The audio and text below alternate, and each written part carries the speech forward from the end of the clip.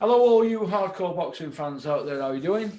It's Russ here from Porky's Corner, the voice of hardcore boxing. But you know that, don't you? Because that's why you've tuned in. Today, I'm joined by somebody called Russ as well, and he's from the East End of London, aren't you, Russ? Yep. And he's a coach at West Ham. He's been on here before, and we did a great video. If you look on my back catalogue, we'll go back a couple of weeks. It'll say on the thumbnail, Mickey May all the way. All the way. He's passed away, didn't he? A legendary trainer. Yeah. So, how are you keeping, Russ? Are you all right? Oh, yeah, I'm all right, thanks, mate. We got back up the club last night and,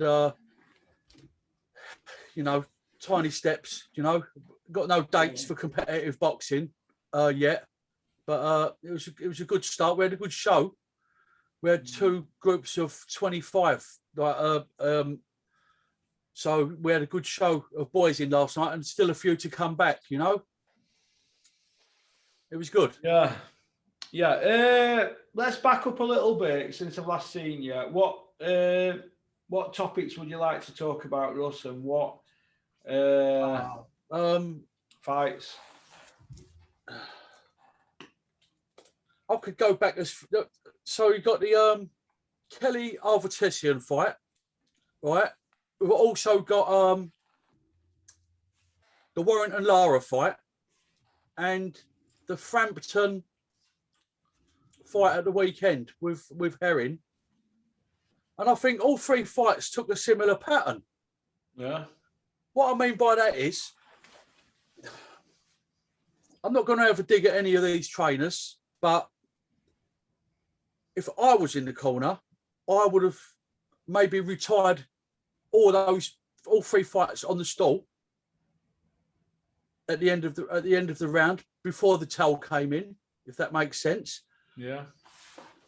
And also, the referees were late as well. Now, everybody knows the most important thing as a referee and a coach is the safety and welfare of the boxer, right? And sometimes these people are braver than the fighters themselves. Yeah. What fights were these ones? Well, I'm on about Josh Kelly v. David Arvatesian.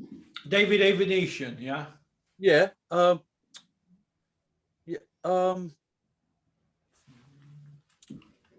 Warrington v. Lara. I mean, he took he took a big right-hand left hook about 20 seconds before the referee intervened. It should have been stopped then. Yeah. These some fights go on 10, 20, 30 seconds too long, and the towel don't always come in when it should. And I just think that I'd like to see some fighters retired on their stalls a little bit more. The trainers seem to be being braver than the fighter sometimes. Yeah, I see where you're coming from. But Adam Boo's an experienced trainer who's had world champions, isn't he, from debut? He's been the whole 9 yards in the past, hasn't he, and got the t-shirt. Yeah. The referee. I'll bring the referees into the equation as well. Do you feel that the referees are frightened to stop a matchroom fighter, but they're very keen to stop the B side in the ring, the opponent? When these fights are going on, do you think a lot of that's going on, Russ? It is going on, yeah. And I think it might have been evident on Saturday with Conor Benn. Oh. I think what should have happened there, he should have took the knee. He should have took a knee and took a count to try and prolong the round. And what did it last? A minute? 50 seconds? Yeah. 82 seconds it was till stop. Yeah. I'd like to see Ben fight over how do you pronounce his name? Arvatesian. Right, let me just stop you there. Avenetian. There you go. Or McKinson. I'd like to see him fight one of them. Right. If he gets beat against them, he's never going to be pay-per-view. So if they can get a pay-per-view now, they're going to take it out because looking at him, he might just only get one in his career like Scott Quigg. Do you know what I mean? So they're gonna do the best, aren't they, to make most of it? Is he pay-per-view at the moment though? Conor Benn? Yeah. Who's his best 3 wins? 4 Mella, 1.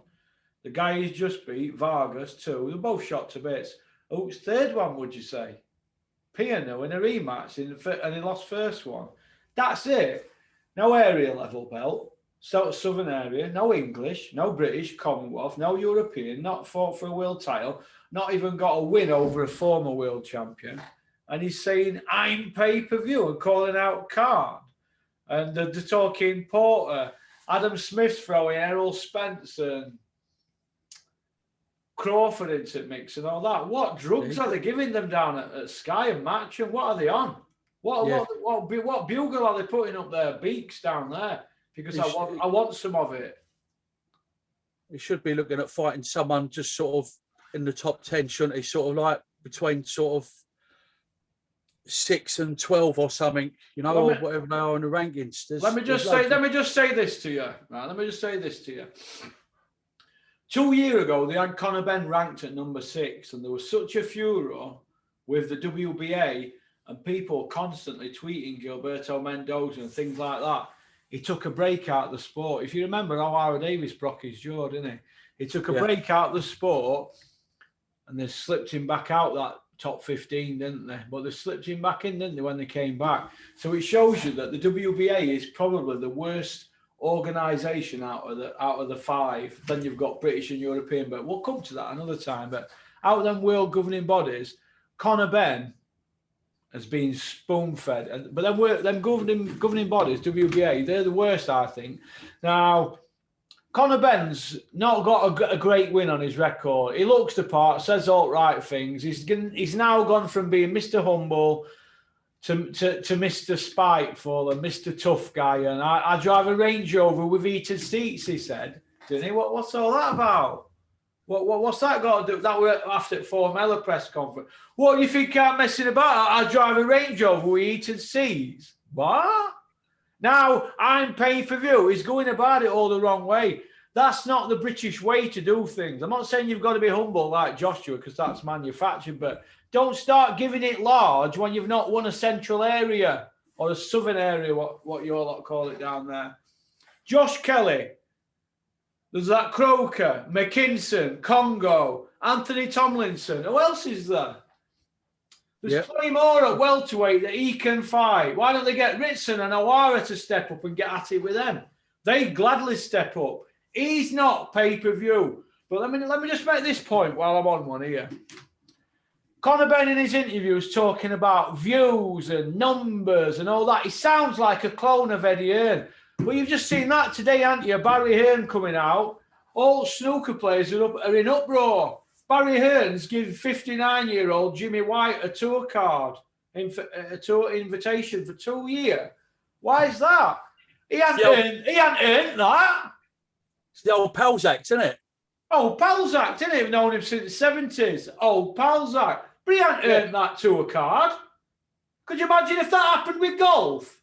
There'd be hell on. Well, the Hearns control snooker, don't they? Like they control darts. They do what they want. They bring women dart players into darts. None of them can play. They're never going to win it. It's a load of crap. It's trying to keep TV companies happy and trying to put bums on seats with Jimmy White because it's nostalgic. We've got enough of this nostalgic in boxing, haven't we, at the moment? Mike Tyson and Roy Jones and all stuff like that. It's a joke, mate, what's going on. They're just letting them do what they want. Do you know what I mean? TV companies. Cheeses me off. We're getting left in the waiting room for these big, the big fight, ain't we? You know, Fury and Joshua. We're getting left proper we're getting wall pulled over our eyes, aren't we? Like you must have seen. You must have seen his interview with Kogan and IFL the other day. That was the worst Eddie Hearn interview I've ever seen. The way he came across there was like he was bigger than the sport. Like he's like Don Corleone all of a sudden. I thought the way he came across in that interview with Kogan, he didn't do himself no favours whatsoever. And in that little scenario with Cougs, Not once did Coogan say, Eddie, come on, you announced it last June. We're 10.5 months on now. We haven't even got a country. There's no date. Now Fury's come out yesterday on that Michelle Phelps channel and he said, there's got to be an offer for Tuesday morning or we move on. Look, mate, this is good. Look, this is only the beginning. It's going to go like that all the time to keep you all on hook. That's how the name of the game. They're not bothered about boxing. Eddie Hearn's already got one foot in doing live music concerts. That's where they're going to go next. There's no aggravation with that. People are paying for you've got a captive audience, haven't you? They all turn up. There's none of this backbiting and backstabbing like we've got in boxing. Eddie's probably had enough of it, and I don't blame him. I've had enough of it after 6 years. 6 years yesterday since I started with Dennis. I've had enough of it. And I did 5 year 3 month with Dennis. 5 year 3.5 month, actually. I've heard it all. I've heard everything. Seen it. Heard it. I'm like, what? At first, you take it all in. You're like, wow. And then you're thinking, here, what about that? We were on about 3 months ago. What's happening with that? Oh, they went in another direction. Look, it's a load of grown men that are insecure, chatting a load of knackers. That's all it is. People meeting up to chat shit. Shit chatters. That's what boxing is. Going back to pay-per-view, I'll tell you the way British boxing's going at the minute. Yeah, go on. It's gonna be like, you're gonna have Eddie Hearn and Frank Warren trying to have like a British and Commonwealth title fights on pay-per-view. That's the way it's going. Maybe. I don't know. Which is, I think it's scraping the barrel a little bit. If that happens.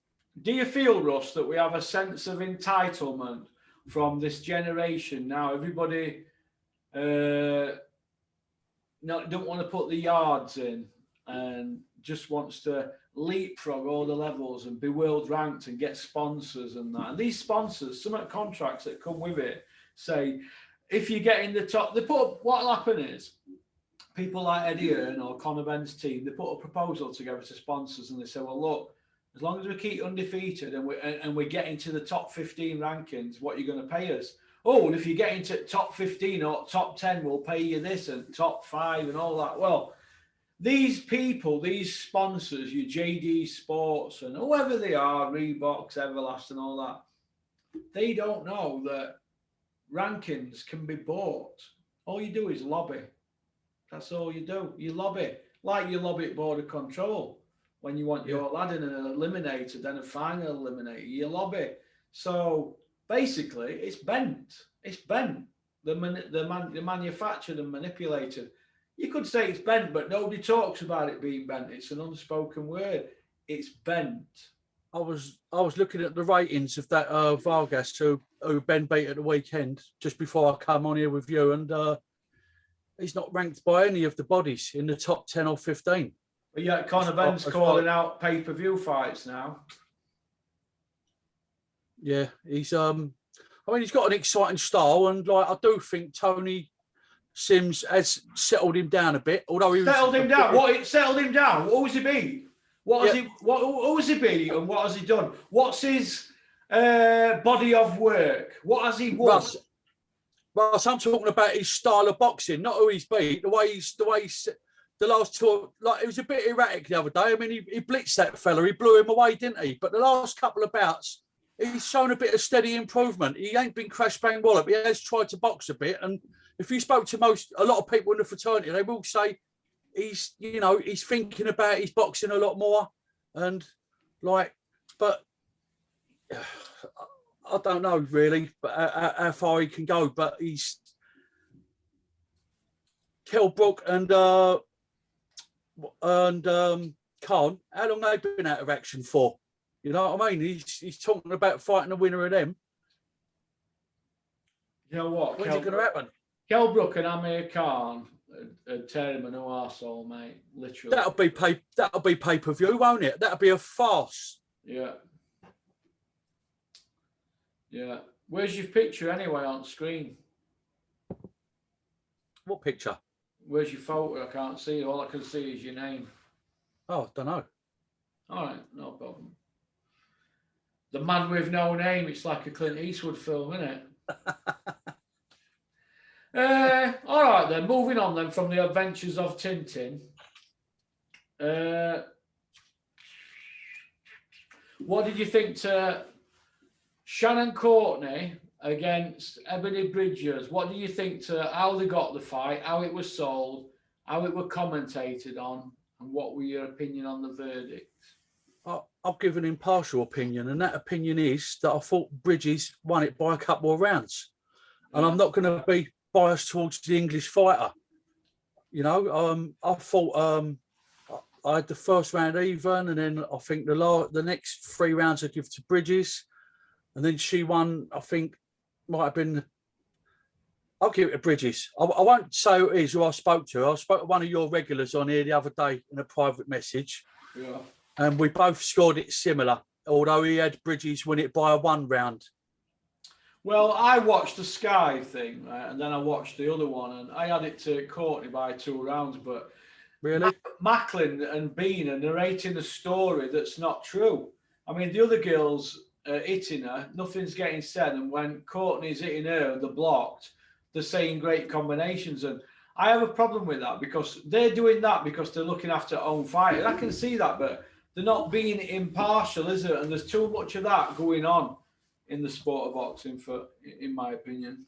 It's the house. She's an house fighter, isn't she? Sky Sports are terrible for it. Yeah. I can't take nothing away from Shannon Courtney, you know? Yeah. I just scored it the other way. I've only got an opinion on it, and a lot of people are going to disagree with me. Some people might agree with me. You know, I'm just giving an opinion, and I thought it went. I thought the Aussie girl deserved it. A lot of the rounds was close though. Yeah. And she looked good. Peter Fury's girl. Yeah, well, she should do against somebody 44, shouldn't she? Yeah, she should. She should, but she 2 foot short, stepping up a weight. Yeah, I do think she's an exceptional talent. She reminds me of Tyson Fury. She really does. The way she shoots that jab out from the hip, you know. I think she's got amazing fast hands. Yeah. Well, she's a good fighter, Savannah. Very, very good. And she's the biggest puncher in female boxing, in my opinion. Yeah, I agree. Okie dokie then.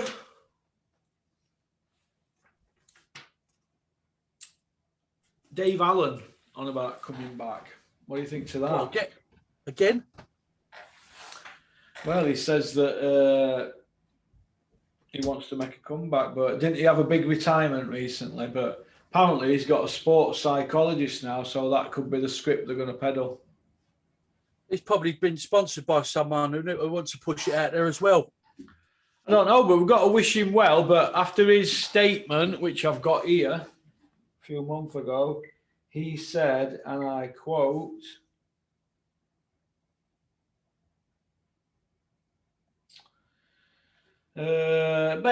basically, he just said that, I don't know why we're covering this now. Let him have an 8-rounder and then chuck him in with someone like Fabio Wardley. I can't even bring. Let's just change subject, man. It's 15 minutes is over, innit? Right. Jez Harding. Give me 2 seconds. Let me just put this message out here. Jez Harding. Barry Earn's right-hand man, aren't you? You're into darts, though. That used to be a pro, didn't you? You're a shithouse, mate. If you've got anything to say about me, Jez, on my channel, come on here and let's have a debate. Because I remember you when you had Robin Reed. One more murmur at you, and I'm going to put something on here, bring you to your knees, mate, about you and your business dealings with boxers. So shut your pie hole, Jez Harding. Right, next one, we can move on now. I've got that in my system. I'll save that little Jez one in my desk because he'll be on his knees if I pop that one out. Right, that's even things out though, and I'm very revengeful. Back to the Adventures of Tintin, Edward Hearn. What did you think to the show overall, the commentating and production and everything? What do you think? Poor. I'm not an Adam Smith fan. I'm not an Adam Smith fan, and I'm not sort of jumping on the Porky bandwagon. Well, I suppose I am. I suppose I am. He's it's his. They get a degree or a diploma in sports journalism and media studies. You know, they go to a few boxing shows, and it's not what you know, it's who you know. They get their foot in the door, and then like they're talking shit on some of these fights with all the narratives. You know, it's boring. Some of it, it really is boring. I ain't got a problem with the co-commentators because they've all been fighters. They've all done it, ain't they? Most of them at a good level. And I used to like John Rawling. He's a prick. All right, okay.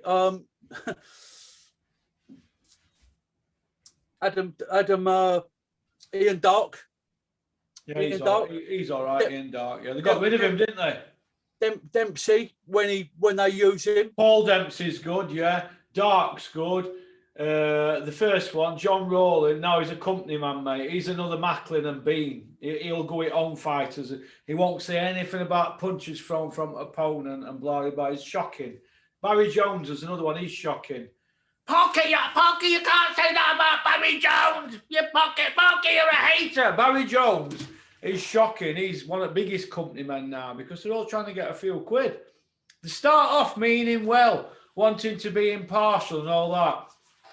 What happens then? It gets a grip of you, like Bellew and Macklin and Barry Jones. Gets a grip of you, and you feel to get invited on again, you've got to say what they want you to say. There ain't no scripts. Look, there's no such thing as you've got to say this. It don't work like that.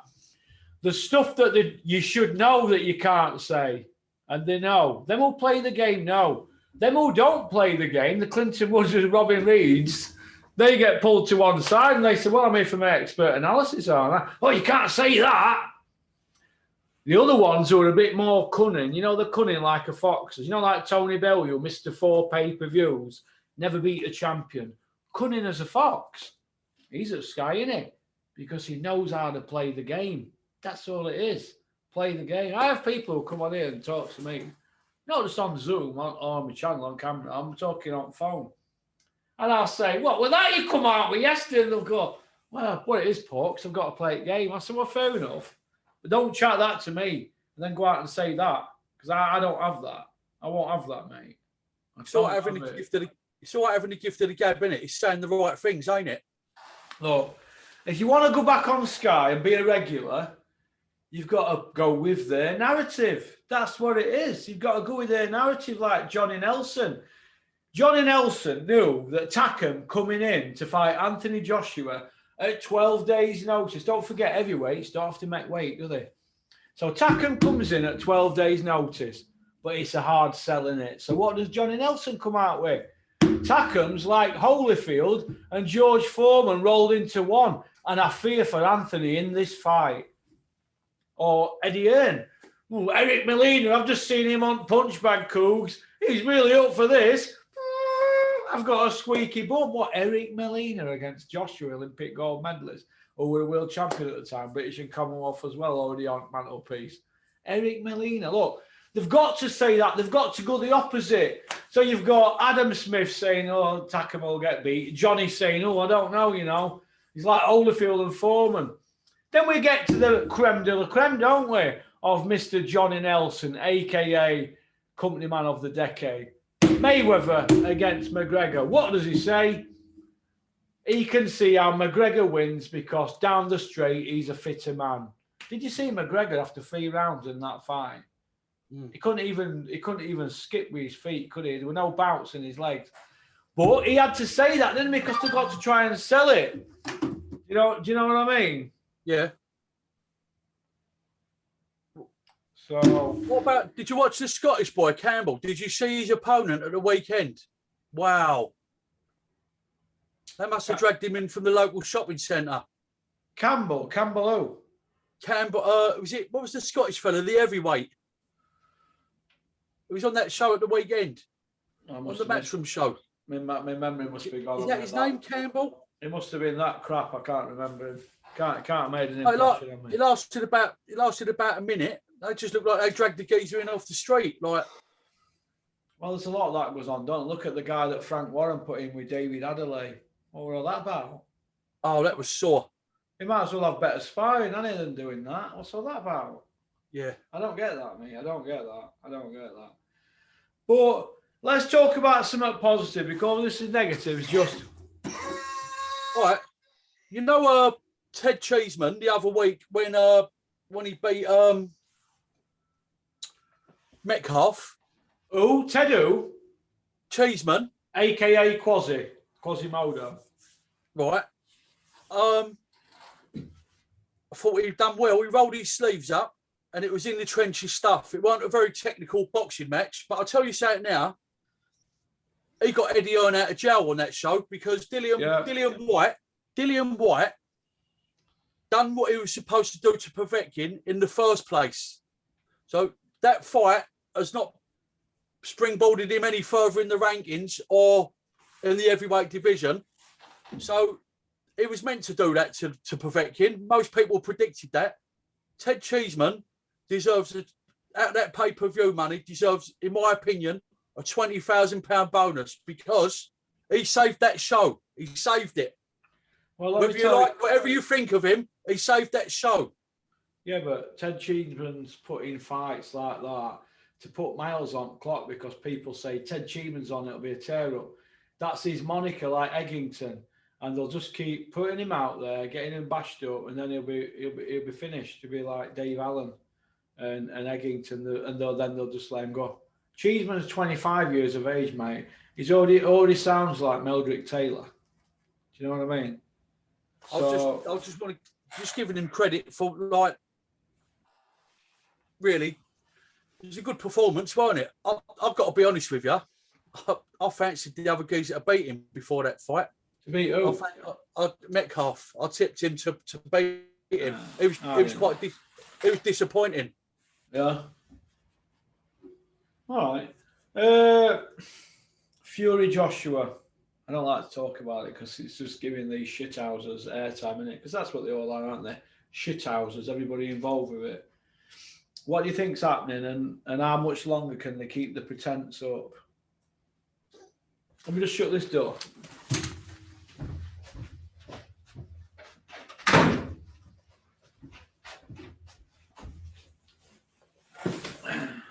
Dragging on, isn't it? It's like Game of Thrones, or it's like watching one of them box sets when you just don't know what's going to happen next. Do you know what I mean? It's like it's all becoming really boring. The public need to know, don't they? You casuals and your hardcores. Everyone needs to know what's going on because it's all lies, isn't it? What's the crap? They're just lying for the sake of it. Born liars, a lot of them. Well, Fury's a born liar, isn't he? Let's have it right. This is what we're dealing with here. Fury's a drug cheat, convicted. Took a ban, didn't he? 3 drug charges, got a 2-year ban. Joshua, there's therapeutic exemption certificates flying about around him, isn't there? Right? So we all know about that, don't we? Allegedly. Fury's handing 7-8 million quid over to charities, but don't want to talk about it, and it's not to do with anybody. And all rest of it, look, these are heavyweight champions of bullshit. For Joshua as well, because do you know Joshua? Let me tell you a little story, shall I? I'll not tell you a full story, but Joshua, you know how you see him on screen? He's not like that in real life, you know. He's not like that. He's not like that behind the door, mate. Take the camera away, and he is not like that. So that's manufactured rubbish, isn't it? All this road to undisputed. If it's road to undisputed, why don't you go fight Usyk and get it out of the way? Go fight Usyk. You can't pick and choose. How many more fights are they going to pick and choose? Supposed to be on look, supposed to be all roads lead to undisputed. Ortiz, Usyk, Wilder. They never even mentioned Ortiz. He was in the same stable, Olympic, big punching Olympian southpaw. Wilder, 2017, April the 17th, was when Joshua Klitschko. They flew Wilder over for 6 days, didn't they? First class or business class, whatever. Paid him thousands of pounds. Eddie Hearn went on Sky Sports, and I quote, The winner of this fight fights Deontay Wilder next. That's 4 years ago this week. 4 years. Joshua's been nowhere near Wilder. But we had 19 months for this, but we've just had 10 and a half months of it with Fury, Joshua, haven't we? Well, we had approximately 19 months for that before analytics died off. Because what we use analytics to look. And Eddie Earn will use saying things. And once story dies off, it's a bit like having an ad on YouTube. After about 30 days, the ads don't even make you 1 pence a day because it's old news. Well, that's how that was. 19 months. What was that? 19 months. And then it just went, boo, gone. They killed it dead. Nobody gave it airtime whatsoever. None of these that are hanging out Eddie Earn's hula hoop. None of them. And now we've had over 10 months of Fury Joshua. Boo. Soon it'll just go, boom. And nobody will mention it again. And they'll go their separate ways. Or they might fight. But until then, they can do as many interviews as they want and be in as many newspapers and have as many journalists and YouTubers hanging out the hula hoops. But they're still not fighting, are they? All we're getting is a load of talk. Tyson Fury's a big fighting man, we all agree. But he hasn't fought in 15 months. We see where I'm heading with this, don't you? It's rubbish, isn't it? Well, who did Joshua, what was it? Was it Pulev, his last fight? Pulev, 40. It's 40, isn't it, next week or next month? Yeah. Pulev. That was his last fight, wasn't it? Fought Povetkin, 39. Vladimir, 42. How many more are they going to dig up for him? Him and Dylan White, what are they going to do? Keep digging old men up? I might as well get shaped up myself, aren't I? They're going to dig people over 40, because next it'll be people over 50, like me. That's how I look at it. Joshua's been spoon-fed, very carefully marched, just like Conor Benn and just like Campbell Hatton will. Campbell Hatton and Nigel Benn's son, Conor, they're not going to win a British title. Why doesn't Chris Jenkins and Conor Benn fight? It went out to purse bids, didn't it? What happened? What happened? Don't anybody want to win a British title? Hey, what's all that about? Hey? It's just bullshit after bullshit.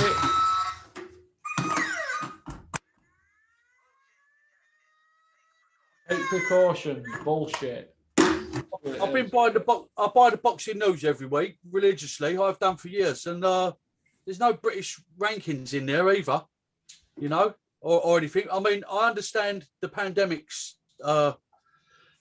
probably the main reason, but I don't know if there's any good domestic dust-ups out there, really. Well, remains to be seen, doesn't it? I'd like to see Dennis McCann fight Cash Farouk.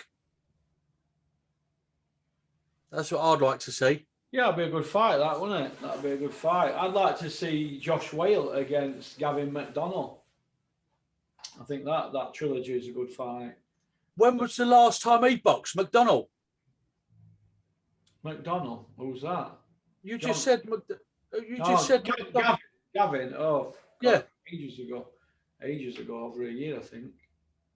Did he fight in Spain or something? I'm not sure. I don't even follow his career, to be honest. The jokers, aren't they, McDonald's? Jokers. But I'd like to see Josh Whale hand him his arsehole, put it to bed, put him to kip. Because I feel that Joshua robbed him one of them 2 fights he had. It's like a payday pension as well, isn't it? You know, like Kell Brook and Amir Khan, they're looking for that final payday pension, aren't they? Do you know what I mean? Before they hang the gloves up. Well, a bit like Crawler when he got one. Yeah, definitely. You've hit the nail on the head. Yeah, I couldn't agree more. Ricky Burns is due his pension, and I've been told. He is. He's got an interesting fight though with James Tennyson. I think he will call it. I think he will call it a day after that. But I think that's an interesting fight, Russ. I really do. I think Ricky Burns gets spread up wall like jam. Ricky Burns can't keep going to well canning like this. I mean, how many more times are they going to dig him up? I don't know who's training him. I don't know if Tony Sims still trains him or he's back up north with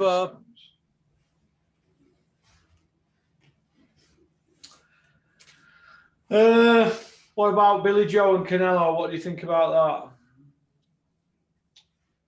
that? I found an old Boxing Monthly magazine today from April last year. Yeah. And it's interesting with some of the opinions of some of the experts on that fight. Yeah. A lot of them are tipping Billy Joe Saunders, or they was tipping him. I'm going to be biased because Mark Tibbs trains him and he's my pal. And yeah, I'd say it's probably 80-20 in Alvarez's favour. Fairy tales do happen, Russ. They do happen every now and then. Yeah. Yeah. Well, personally, on a scale of 1 to 10, he's got a 1 in 10 chance of winning. That's it. I'm not interested in what Tyson Fury says. I always go opposite with what he says. He's got a 1 in 10 chance of beating Canelo. And that's if Canelo slips up and breaks his leg. That's just my opinion. I'm not going to sugarcoat it. If anybody can show me how he beats Canelo, I'm all ears. What do you think? Well, I said to you in our last interview that he's just got to throw a little 2 and a 3 and run and get in and around the sides, because he ain't going to get him out the centre of the ring. He ain't going to be able to push him back, is he? Do you know what I mean? But if he performs out of his skin, right, Billy Joe, and when have we seen him perform out of his skin since he fought David Lemieux? When? Well, he's been quite inactive, ain't he? That's the big factor, ain't it? Okay, well, look at it. In a way, sorry, go on. No, go on. You know what you were saying. In a way, it's a risk-free fight for him. He might lose his unbeaten record, but there's some interesting fights in that super middleweight division. They're already writing the script out for the replies when people say, you got beat. He's going to say, well, I haven't been active. I couldn't keep my tools sharp. They're already going to wheel that out. That's already wrote down on a piece of paper what they're going to say, because what else can he say if he gets knocked out or beat comfortably on points? What are they going to say? What are they going to say? I've been inactive and blah, blah, blah. Or I'm a middleweight. Look, he's a middleweight, right? He wasn't stopping people at middleweight. He couldn't stop Andy Lee, and he were a light middle that ended up winning the title at middle. He couldn't stop Andy Lee at middle. So what's he going to do at super middle with somebody that's been in with Golovkin at 160 at middle, and he's been in with Kovalev at 175, who got it in at 194. So if he's taking punches off them flush on chin, what's Billy Joe going to do to him? He's going to tickle him, innit? What next for Golovkin? I think. Well, I don't know. I'd like to see him fight Liam Williams if Liam Williams beats Andrade. How'd you see that fight? What, Andrade Williams? Yeah. Andrade on points in a stinker. One of my boxers at the club's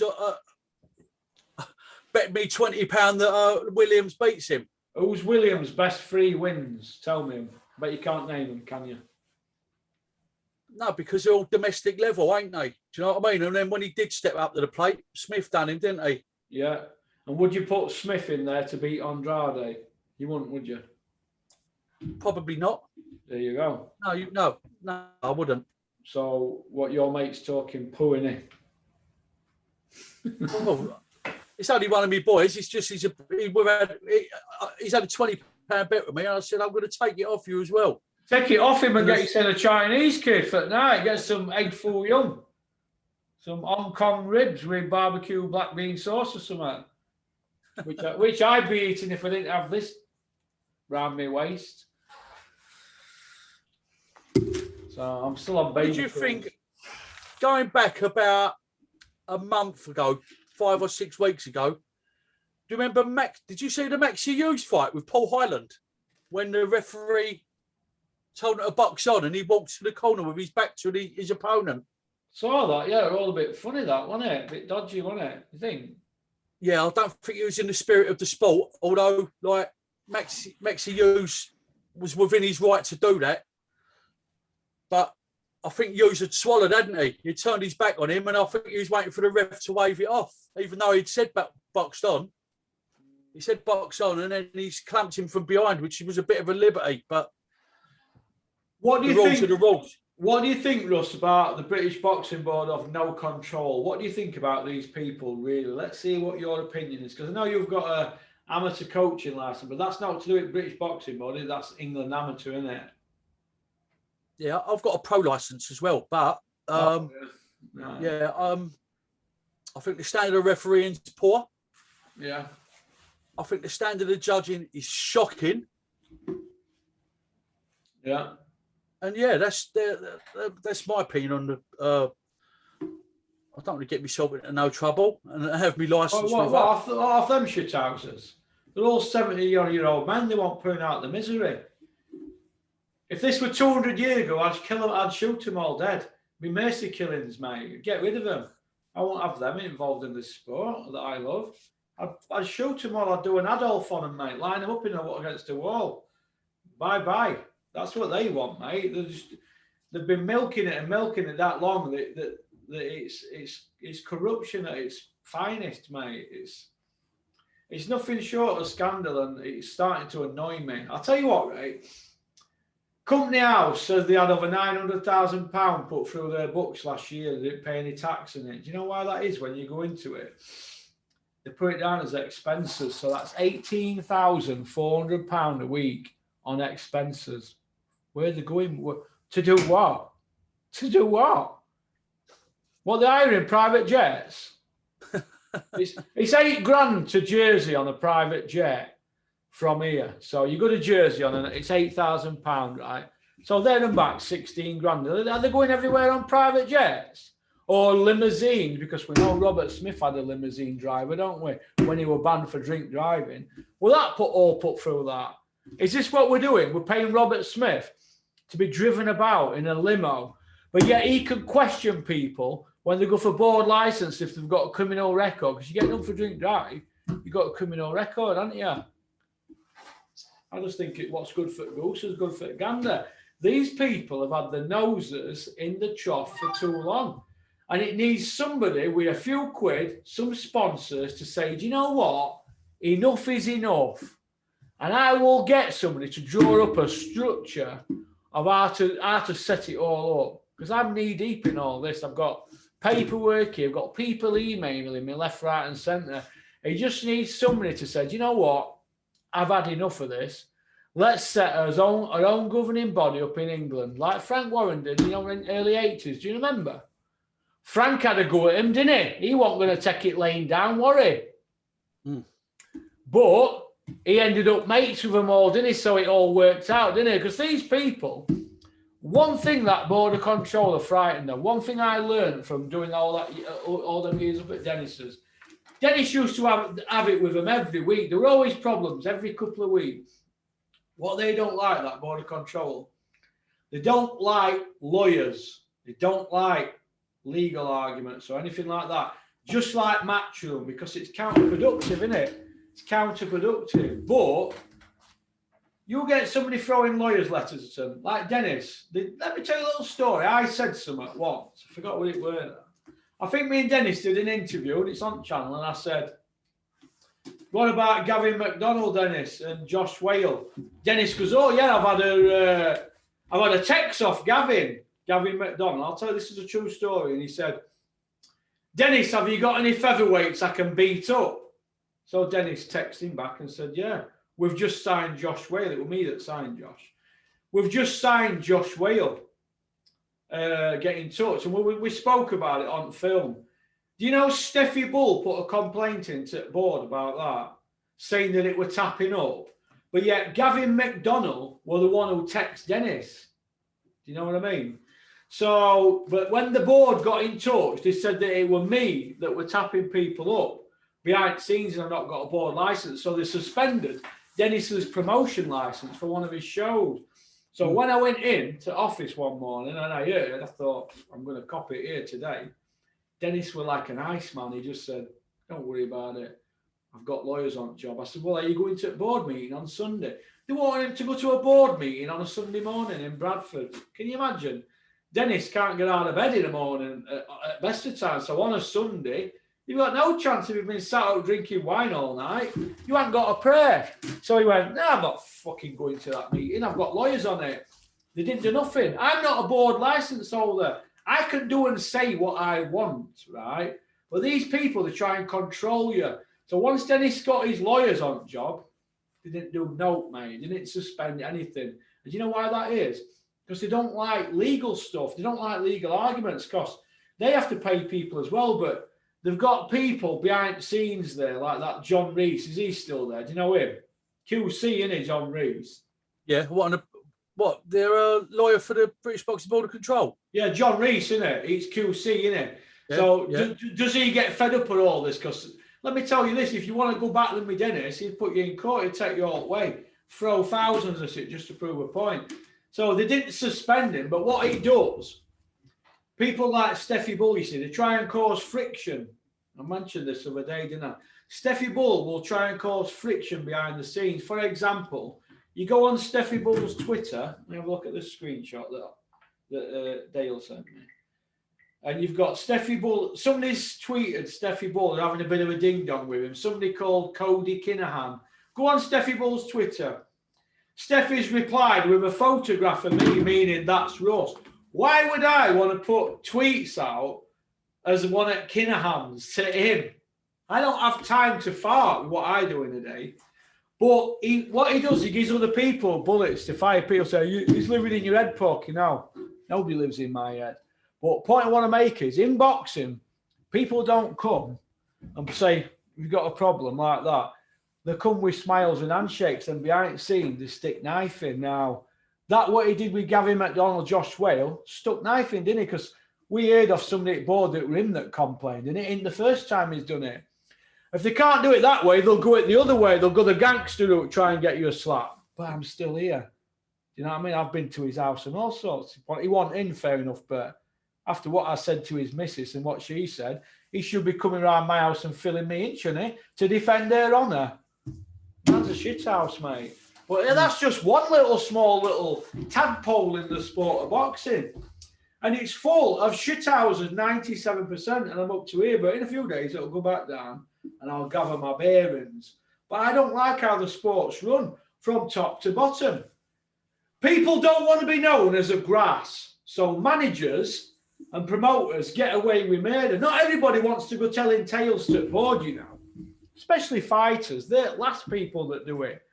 But your trainers and your managers telling tales all the time. I've been sat at a show in somebody's car. I'm not going to say what we were doing. We were sat outside at this show. 3 of us sat in a car. 1 of them were a board official. So we're all having crack. Somebody rings him from inside the show. And they were hammering somebody and saying, well, I'm going to report him and all this. I'm not going to say who this person were, and I don't speak to this person now, but I don't class it as grassing because it's not to old Bill, but it's as good as, isn't it? Yeah. And I thought to myself, and he's gone, Russ, don't ever repeat that because it'll put me in the right situation. I said, well, you should have turned the phone off then because I don't want that cunt in my company ever again. And this goes on all the time. Look at them up there, what they did to Glyn Rhodes. Glyn Rhodes stuck it on Johnny Nelson at a weigh-in years ago. Stuck it on him, ran over, bang. Stuck it on him. Johnny froze. The only person who jumped on Glyn was Johnny's missus. You know, that big Debbie who he used to be married to. She jumped on his back. Glyn was like that. He couldn't get her off him. Right. He had to go up in front of the board for that, you know, Glyn Rhodes. And let me tell you this. Dave Caldwell stuck a statement on him. Didn't you, Dave Caldwell? Mr. I put a statement in. Dave Caldwell. Whee! Squealer. Boxing's full of canaries and goldfinches. They sing like Pavarotti, don't they? Listen, mate. Well, I've seen the paperwork on that. Let me tell you this. I'm Team Glyn Rhodes. I like him. But Dave Caldwell to do that. And then when he gets pulled about it, oh, Brendan made me do it. Brendan made you do it. It wasn't even there. It was Johnny Nelson who got punched. You grassy cunt. You know what I mean? I could fucking write a book with all this shower up here. But I've got them all shaking at the moment. Nobody says boo to me, mate. Nobody says boo. They see me and they put their fucking heads down at shows. I don't listen to shit. People coming in my company chatting shit. Can't stand it, mate. I'm telling you. Can't stand it. I was warned about it all, you know. I was warned about it. Mick Whale warned me years ago. Carl Frotch warned me and went, get ready. And this is what it is, isn't it? But I'm one of them people, I have to see it through to the end. I see it through to end, mate. So we want change in the sport of boxing. My channel can appear negative, but it isn't. I have a lot of positive things to say, but every now and then I'll just blow steam off. I don't like how the sport's structured from the beginning, from amateur. I don't like all that set up, to people getting paid at amateur shows, judges and referees and all that. I get to make Wales shows. People all sat there on free gratis. Whatever happened to doing it for love of sport? My dad used to be a under-16 cricket coach. He never took a penny. Yeah. You've got people up here. Trainers don't get paid, do they? Amateur trainers don't get note. Josh Wales got a gym down here full of kids. They don't get paid for it. They've got to pay the rent on the gym. But yet, all the way from that upwards, and then you've got these fat old farts who turn up judging, and these refs who turn up. They're getting paid, mate, for it. They're getting paid, taking money out of amateur sport. Oh, I love boxing, me, Porky. I said, well, what are you getting paid for tonight then? Boom. And I see them at another show, I go, all right, they turn away. Because I probably upset them, and I'm saying that. But that's just how I am. You either like me, or you fucking don't. But some of these at these shows, they're taking out the sport. Then you go from that to, well, we go to pros, don't we? We've got British Boxing Board of no control. They've been raping the sport years, mate, and years. And they still are. They're in everybody's pockets. Then we've got manipulation of sanctioning bodies for rankings. Then don't even get me started on the dope testing. Then we've got old school media in everybody's pocket, not asking any questions. Then we've got the YouTubers that daren't report on anything or daren't upset anybody because they want access, and we've got the same old people. And we're going round in circles with all this, you know. We're going round in circles, and all roads lead to Matchroom at the moment, don't they? All roads lead to there. Nobody's saying a word. All roads lead to pay-per-view. Whatever happened to the traditional route? Whatever happened to the Jamie McDonnell, Clinton Woods, British Commonwealth, European World Champions? Froch, British Commonwealth, Calzaghe, and then they want one world titles, didn't they? Whatever happened to at least getting a British and a Commonwealth? Forget the European, because it's all that they're as bent as 9 bob notes, aren't they? EBU, they charge massive sanction fees. And if you fight outside of England, you get jobbed. Well, let's get a British title on map, Russell. What do you think? Well, yeah. Why aren't they going for these titles? Why have we got Conor Benn coming out saying, I'm world level, me, I'm world level. Eddie Hearn says I am. I'm on IFL doing numbers. Did you see him, Conor Benn? I'm on IFL doing numbers. I'm world level. We have Dave Allen there saying I'll fight Luis Ortiz, who at the time was a WBA interim world champion. And Luis Ortiz thought, and his team, that Eddie Hearn were going to upgrade him to regular champion. What did they do? They didn't do nothing with belt, did they? They put him in with Dave Allen and some other guy in Monaco and parked him up, didn't they? But why is Dave Allen getting fights with somebody like that? Because he's not going to win. He's going to get smashed to pieces, isn't he? Which he did. His tongue were like that, wasn't he? Retired last fight with 27. He already can't string 4 sentences together without saying Lion Bar or Kit Kat. Do you know what I mean? What? So he's finished, isn't he? Ted Cheeseman's an accident waiting to happen. We've just seen Eggington's forever blowing bubbles like he's a West Ham fan. You know what I mean? So he's 27. He's gone to Mick Hennessy. There's no left of him. He's a carcass, Eggington. Do I need to go on anymore? Dylan White. Well, what's happening with Dylan White? No fault for a European. He's going into his 7th pay-per-view. Derek Chisora's blowing bubbles as well. He's had 10 losses, been bashed all over the place. But he flips tables up and spits in your face and rolls around on the floor. Oh, he's pay-per-view. What's fucking in front of our eyeballs? What is in front of our fucking eyeballs, mate? Know the answer to pay-per-view, don't you? Don't even start me with women boxing. Go on. The answer to pay-per-view is get a Fire Stick or one of them set-top boxes. No, I want to pay for my pay-per-view and make a contribution, but I don't see why I should. We all want to make a contribution to the sport of boxing, but when they're serving up hovel shit, listen, I don't like to keep harping on about this, but it's May next month, isn't it? Well, back up 9 years, we had Carl Froch against Lucian Bute. You remember that fight, don't you? Lucian Butte, 30-0, were knocked 24 out. He was regarded as the man. Been a world champion years, blah, blah, blah. What happened? It was on non-pay-per-view. Normal Saturday night.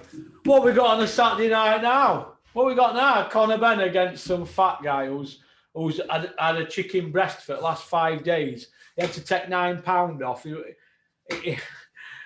Weak as a kitten, they had to carry him to the scales. We've got Conor Benn blasting him out in a round. And that's that. Put that next to Froch Booty. Well, as somebody just pissed up my leg. My fucking leg's all wet. Hey. You know what I mean? Chisora Parker shouldn't be top of the bill on a pay-per-view, should it? Chisora Parker? Definitely not. Fucking hell, Joseph Parker. You wouldn't open curtains to watch him, would you? He's got the art of a fucking breadcrumb, mate. He's got the art of a breadcrumb. He's got no knackers. He fought Joshua and he stayed out of range and then complained about referee. If you want to stop somebody in a world title fight in their country, go knock them out. Andy Ruiz learned that, didn't he, when he went to New Zealand? You know what I mean? You've got to knock people the fuck out. Joseph Parker, a.k.a. the Stinkinator. I don't know what Andy Lee... Who sold him the Andy Lee dream? Andy Lee won't be able to get him to perform like Tyson. No chance. You don't... Look, some people fight... I'm not... Look, who am I to say this anyway? I'm just going from what other boxers said. If you're going to fight on back foot, right, and not engage, there's no wrong with that. Some fighters that come forward and want to tear up, they call that fighting like a coward. But you're still getting in there and you deserve respect. But if it in you, for example, Steffi Bull fights like that. So he gets his fighters to fight like that, like Terry Harper, which is brilliant in the 2-minute rounds, isn't it? Because you get a jab in and get on your bike, you stay out of range. As soon as she got hit by Jonas, what happened? Well, what happened? You were crying her eyes out after. You've never been hit before. Didn't know what to do, so they didn't take the rematch. If you fight like that, like Parker, fair enough, you don't want to engage, that's okay. You're still getting in there, good luck to you. Some people don't want to do that. They want to get stuck in and get them took out there. It's not in Joseph Parker, mate. He wouldn't have a world title if it wasn't for Tyson Fury. He fluked a world title, same as Joshua did. Joshua's got a bit more about him. He's got the devil in him, a bit more than Parker. But Joshua's a bit careless with his chin up in air, and he's only got like a straight left 1-2, hasn't he? But point I want to make is sometimes if it ain't in you, it isn't in you. It's not to be ashamed of, is it, if you fight like a coward? Because that's what it is, isn't it? Let's cut the nitty-gritty. They're going in ring, so they're brave. But if you're going to fight like that, you're a fucking coward. Joseph Parker's a coward, in my opinion. He had his big moment against Joshua, and he didn't want to know, did he? He tried to just get through all safe for 12 rounds. That's a coward to me. Giving it all the big chat. Well, I don't know. What do you think? That's why I don't want to see the Khan and Brook fight so fast, because one's got porcelain chops and spaghetti legs, and the other one's got no backbone and an art the size of a pea. So who's that? Who's got the art size of a pea? Kell Brook. Kell Brook's never been the same since Golovkin roasted him. Yeah. Since he got not roasted, that'll get took wrong way. Since Golovkin did him in, knocked him out. But they had towel in hand, didn't he, Dominic, for 2 rounds in that fight, was just ready to throw it. So they knew what they were doing. They had an insurance policy against Errol Spence, but you know, it is what it is. See, that's another thing, isn't it? That's Dominic Ingle. He's another thing what's wrong with sport of boxing. 3 people have failed dope tests on his watch. Why has he still got a board license? How can he be allowed to train people? And why is he obsessed with stripping fighters down in weight to gain an advantage? You don't gain an advantage stripping fighters down. Didn't work for Kell Brook after Golovkin. And it didn't work for Willie Hutchinson, and they're not the first ones. You know what I mean? It's that's just my opinion. I mean, do you feel it's right that Dominic Ingle's in boxing with them 3 black marks against his name? He hasn't been tested positive, has he? Or for any, like, you know, I'm not going to sort of jump on the bandwagon, but You're not going all company man on me, are you now, Ross? Maybe he should go. No. Maybe he should go in front of a camera and answer a few questions. Yeah, he should come on here on Zoom and answer some questions from me, because I'm just going to say to him, Flex, if you have another gym dope test in your gym or your training, are you going to get gone? Get gone! Whatever money you've made, and he's made a lot of money out of boxing, consider it severance pay. Take the train. Get the fuck out of Dodge. That's what needs to be happening. But nobody's going to say it, are they? None of these fucking YouTubers are going to say it, are they? They're going to go up there, pull his pants down and put the tongue up his hoop. They're not going to say fuck all, mate. They're not going to say fucking jack shit. It's wrong, mate. It's wrong. So that's just my opinion, mate. Yeah. Well, Gareth Davis. Davis, he's another cunt that's wrong with the sport of boxing. Why the fuck is he on TalkSport yesterday going on about Kell Brook and not Kell Brook? Why is he going on about Amir Khan against Conor fucking Benn on TalkSport? Gareth Davis. What the fuck has he got to do with him? He exerted himself into every fucking scenario, the prick. I missed that. I'll have to go back and listen to that. He reminds me of a science teacher. He looks like he's, he wouldn't look out of place window shopping in Amsterdam, would he? Hey, or back. Can you imagine him in Thailand dancing with the lady boys? Couldn't you? Yeah. I mean, how many boxing fans do you know who read the Daily Telegraph? Exactly. If you ask 500 people if they read the boxing column in the Daily Telegraph, how many are going to say yeah? All I'm going to say is this: Gareth Davis is a single man. He's a divorcee, a single man, and well, he looks like a praying mantis when I see him at these shows, hovering around young women like a bad smell. Shocking. There's a word for that where I live, mate. You know what it's called? You know what the word is, don't you? I'll not say it on here, but there's a word for it where we live. And people like me go around and fill these people in their house while they're sat on the settee watching EastEnders. But it is what it is. He reminds you of an whoremonger, doesn't he? Listen, mate. My daughter's 9-year-old in November, so if she does boxing and she's more than capable of doing it, she's looking half all right now. If she turns pro in 12 years, let me tell you, and I've got him hovering about, I'll be there and I'll be showing him why they used to call me Yozza Hughes at school.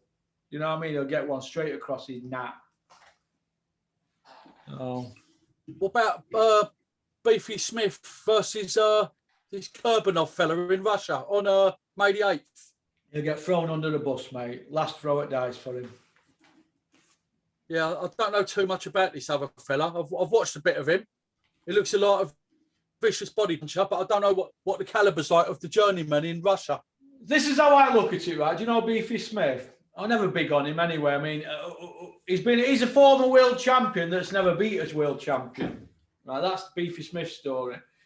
And he's had £1 million paydays a couple of times. But let me just say this.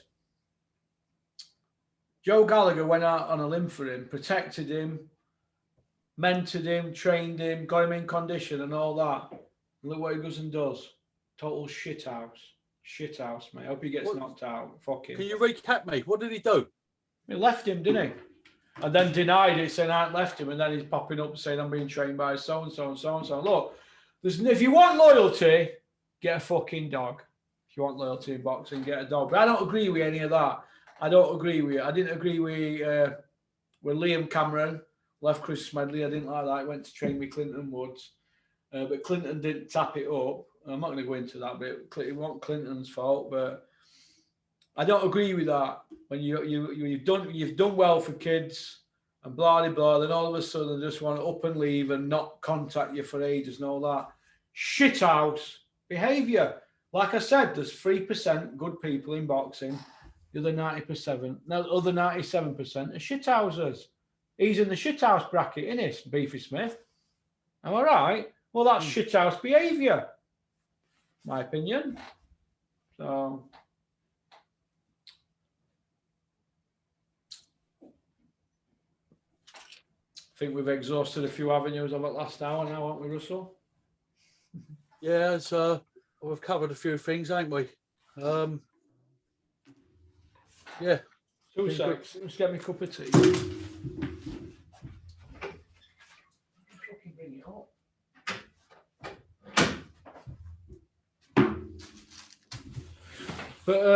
But yeah, I hope that Eddie Hearn sticks to his word and gets Hughie Fury out in May.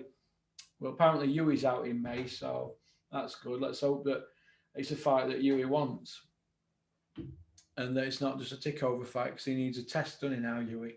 Yeah. I used to speak to Billy Nelson a lot on Twitter. I got on well with Billy. And, yeah, he's all right. I've met him at Peter Fury's. No, It was Scotch geezer, isn't he? Yeah. He trains at Martin Bacoli. I mean, he's like the forgotten man in the division. He deserves. I don't know how far he can go. You know, he deserves a probably. I don't really have a lot to say about Bacoli because I can't really say I've watched all his fights. I think he comes across as a dick, but I think Billy Nelson needs to start letting him handle his social media instead of putting in all the time. But Billy's a good trainer, and I wish him all the best. But I've seen some stuff that people sent me a while ago about that Bacoli, and he's supposed to be a bit wrong or something. Did he put something a bit naughty on social media a while back? No comment. No comment. Oh, is that because Bill's your mate? Well, we wish him well, don't we? We wish him well, but like I said, we're on here to talk straight and give opinions. There's too many people's arsehole falls out when they're asked a question. So that's just how I look at it. Maybe I might be harsh. No, I'm not saying your arse fell out. Although it was squeaking a bit, wasn't it, when I asked you that question then? A little bit of, well, Billy Nelson is a big fat jock. He's a good trainer, though, isn't he? Do you know what I mean? Good trainer. Yeah. When Hughie got cut by Bacoli in the gym, Billy Nelson was straight. He was first one in there with towel over eyeball. So Billy, he's a proper boxing man. Billy Nelson lives it. Billy Nelson's like Joe Gallagher. He lives it, mate, and he has to be given credit. And what Ricky Burns did to him is shocking. He's another shithouse. Ricky Burns, I hope he gets iced. Doing that to Billy Nelson, shithouse behaviour. Why? Because Eddie Hearn got in his ear all about going to train with Tony Sim. What's all that about? He'd done all that with Billy Nelson, then gets a big old machete and sticks it in his back. Fuck him. I hope he gets flattened in his next fight. Yeah, I don't like stuff like that, mate. That backstabbing's rife, though, ain't it, in boxing? Yeah, listen, mate. Trust yourself. If you'll get on in boxing, if you know how to stab someone in the back and you know how to lick an arse, you're going to get on. I've said it before and I'll say it again. Well, I want to talk about Mick Hennessy now because I like Mick Hennessy and he's got a thriving gym down there in Sevenoaks and he's on comeback trail. He's put his money where his mouth is. He paid £14,000 for an operation for Isaac Chamberlain. How's about that for standing by your man? Hey, 14 grand. No fucker else wanted to pay for it. So Mick Hennessy, good luck to you, kid. I like you. Yeah. I like it. Play. He's all right, Mick. The boxing man through and through. He's not into all that. Yeah, sign with me, son. Apples and pears, and I'll get you in OK Magazine or Nats Magazine. Get you 10 grand for doing fuck all. Mick's not like that. But if you want to look at... Go on. The old boxing promoters and managers are a dying breed now, ain't they? Remember Jack Trickett? Jack Trickett? No, don't know him. Never heard of Jack Trickett, Mickey Duff, Jack Solomons, Jarvis is there, Tommy Gilmore. I've seen a photograph of Jack Solomons, Jack London, Jarvis Astaire, Mike Barrett. This is really, really, really old photograph. Yeah, from of Bruce Woodcock, and I'll tell him Tyson this story in Peter's gym years ago, about five just after he beat Vladimir first time, and he topped me Tyson with his story. I was telling him about Bruce Woodcock because he was 13 stone 8 heavyweight, wasn't he, back in day, Bruce Woodcock, and he worked at Pitt and Railways in Doncaster. Well, Tyson told me a story. There's Bruce Woodcock and his mates, they're in this Ford Pop. This is like when he was British champion, European champion. You know, back in them days, Bruce Woodcock would have a fight and he'd win it. And then following week, he'd walk into a local pub and people would stand up and clap. You know, this is like in 40s and that. Do you know what I mean? People would stand up and clap. Get up, stand up, clap. Why, Dad? Why? British champions just walked in. That was when it meant something. You know, when boxing meant something. British title. Wow, it's a British title fight. You'd see them, wouldn't you, on Sports Night? They'd hand over to somebody. Here we've got Henry Cooper, British champion. A big thing, wasn't it? A British belt, a Lonsdale belt. Yeah. Well, Bruce Woodcock, that's how they used to treat. That's how they treat Bruce Woodcock back in the day. You know, because he was a British champion. And Bruce Woodcock, and they were going over Bentley Bridge. You know where HMP Doncaster is. Well, where HMP Doncaster is at Marshgate. There's a bridge. It's called, I think, North Bridge, or up in towards West End, Bentley. And they broke down on bottom at bridge, and they were all dressed as women, and they had heels on and everything. They were going to some fancy dress or something. So there's Bruce Woodcock and a few of his mates, all dressed as women. This is what Tyson Fury told me, and I was howling at this story. I said, "Is that true?" Tyson said, "Yeah, he's some relative of his wife, Paris's. I don't know if her granddad or some fighting man had told him this story." And apparently it's a true story, but yeah, back in day, British champion, get up and stand up. Why? There's a British champion in pub. What we got now? Get up and stand up. Fred Bloggs has just walked in with his IBF international bronze belt or whatever, intercontinental EasyJet belt. You know, all that kind of carry on. The kudos has been took out of it, hasn't it? So I know people can say, "Oh, Pokey, you're hardcore, you take it too far." Why not? Respect the British title. Get one and win it outright. Isn't that every boy's dream who starts boxing? Hey, isn't that everybody's dream? Don't you say that to your kids in your gym?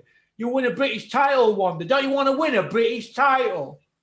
Don't you say that to your kids? It's a lovely belt, ain't it? It's just a beautiful belt. Of course it is, man. Well, what next for? Talk well on the subject of the British title. What next for Willie Hutchinson?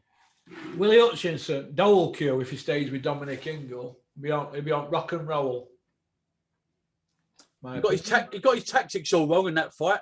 Staying in that corner. He's been fighting all his career at 175, and then they boil him down to 168. What's all that about? What is all that about? After 3 rounds, you had no in tank. Weak as a kitten, couldn't knock an hen over. Come on. Who's advising these people? What they do, they strip you down gradually, then they say to you, "Oh, you look good today in that session." So they're training your mind, so you're thinking, "Oh, well, he says I look good." The trainers have got ulterior motives. They want to get paid as well. It's in front of people's fucking eyeballs. It makes me so angry. It's like Robert McCracken saying to Carl Froch, "Yeah, Carl, you walk around at 172, so what we'll do, we'll boil you down to 160. That's £12. Why would Carl want to do that?" But yeah, if he were you get people like Macklin who were walking around at 180. But he were a middleweight and he'd take the £20 off. So why should Carl take 12 off? Because it'd be easy if Macklin can do it, but you lose skeleton muscle, Carl were telling me. So I says, "Why don't you do 160? He went, "No, I'm 168. We have weight divisions for a reason, Russ. You know why? Because fighters are not superheroes. And when there's no weight left to drain, fluid comes from behind your brain. Do you know there's like a couple of ounces of water around your brain in fluid? Yeah. You can take that out when there's no left to come out. When you're in a sauna, Lee Purdy sat in a sauna with Barry Hearn, you know, with them stupid IBF rules, sat him in a sauna. And when there's no left to come out, you lose that water from your brain, but you can't get it back in you in 36 hours. How many deaths have we had in boxing because of people being weight drained? And we've got prats like him up there, Dominic Ingle, stripping fighters down. Why about you strip down? Why don't you strip down in weight flex? Eh? Just because you lifted a few dumbbells, it don't mean you're a fucking expert. You know what I mean? Some of these commentators don't realise as well. Like when sometimes when they get thrown under the bus, do you know what I mean? They don't know what it's like, the intensity, doing the weight, the butterflies in the stomach before the fight. They don't know what it's like being a professional boxer. Do you know what I mean? They're just given, like, it's the narratives and the bullshit that comes out of their mouth sometimes. Yeah. Russ, what about Felix Cash v Denzel Bentley? British and Commonwealth. If it happens, it's a good fight, and I applaud it. Well done to both promoters for putting that on. Because won't that be the 5th fight that they've put on in 10 years if it happened, or 10 and a half year? Yeah, I think, yeah. There's the 4th fights, Andrade Williams, isn't it? Because Andrade's with Hearn, isn't it? So that's the 4th one. So that'll be the 5th. So 5 in 10 years, is that good? No, it's crap. 10 years, 120 months. If they could put 4 on a year, that'd be 40 fights. So this is now 5. So where's the other 35 fights that we should have had? We had this Cold War and egos getting involved and manipulation of things. Because they can all go these WBO routes and WBA trinket title belt routes, but along the way, people are skipping the levels. Nobody gives a shit now about British title or Commonwealth. You'll ring Simon Block at Commonwealth on any day this week, and he'll sort eliminators out, final eliminators or title shots, or ranking, and they'll let you lobby for ranking because they want to get the belts working. Nobody cares about them belts no more. They just want to get trinket belts and copy Conor Benn, don't they? And they're influencing next generation, but slowly they're killing the sport, mate. They're killing it. They gave me a fucking ulcer a long way. Oh.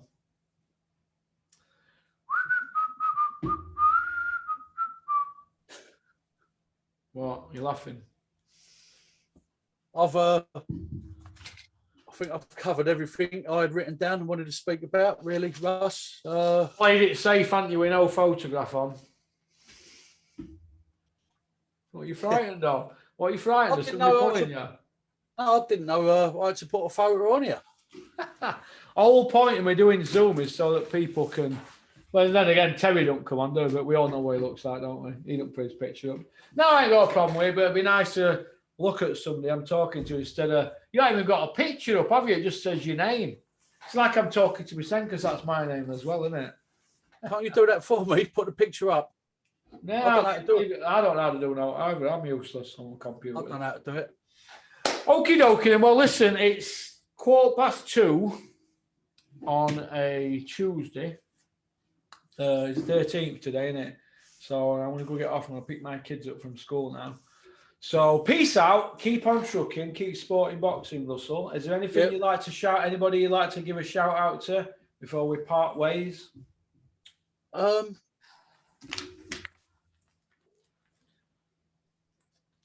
No, I'm all right. All done, mate. All done, mate. All done. Yeah. All right. Okay, then we'll listen. Well, you have a great week, and we'll get this out as soon as we can. All right, my friend. Mate. Might be tonight. I don't know. Do you want me to put intros on it and endings and all that, or should I just put it out raw? Yeah, it's up to you. It's up to you. It's your channel, mate. Thanks for having me on, though. No problem. You're welcome. And when I go down to see Mark Tibbs after Canelo fight, I'll come and see you, and we'll have some pie and mash and liquor. Yeah. All right, my friend. Go on. Bit of chili vinegar. Chili vinegar. Is that what you put on it? Pie and mash? Yeah, white pepper. Fuck. No. Well, I did that last time with Mark Tibbs. He took me in this Turkish restaurant with Charlie Duffield. I said, "There's no pie and mash in here." Yeah. No problem. He took you in there because it's cheaper. I see. It was all right. So, well, I don't eat much anyway. I know the place where you're on about. It's across the road to the gym, isn't it? Yeah, across the road. Yeah. Yeah. Nice right, as well. mate. Nice food. Yeah. All right, then, mate. You take care, pal. Thanks, Russ. Cheers, mate. Bye-bye. Cheers soon, mate. Bye.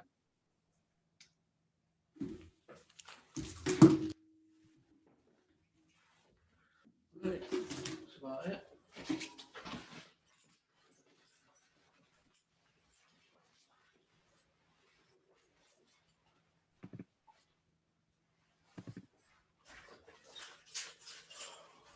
Turned off. Right, thank you very much for listening to all that. I do apologise about the swearing, but I'm not really bothered, am I? Sometimes if you've got something to say, you're going to say it, aren't you?